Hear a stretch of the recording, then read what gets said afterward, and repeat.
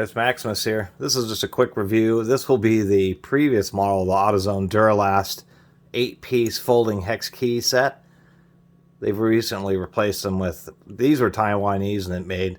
They've recently replaced these with composite or plastic bodied Chinese made ones. I think these older ones are actually a little bit better, although I've had issues with these screws coming loose. Totally forgot I had this. This is what I've been using as a bicycle tool. The one thing I will mention is it does have a 7. It's 2, 2.5, up through 8, so some decent sizes. But once again, they do have the 7 chrome vanadium. And something I will give them a bit of credit for is their sizing on these things. Let's take a look. 6.99. So these are actually 7.99.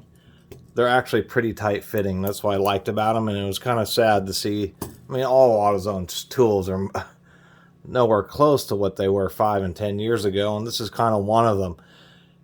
Decently made, good sizing, chrome vanadium, and a no skip set. It's just kind of sad to see that they've pulled away from even these to, you know, more plastic ones, which I'm sure are okay, but the all metal one really was nice.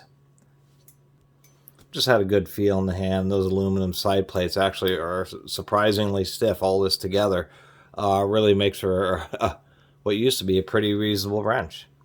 Anyway, just wanted to make a quick video about it now that I saw that they have even made these things obsolete. And I really appreciate everybody who's been watching and subscribing. And if you haven't subscribed, please do. Until next time, Catus, Maximus out.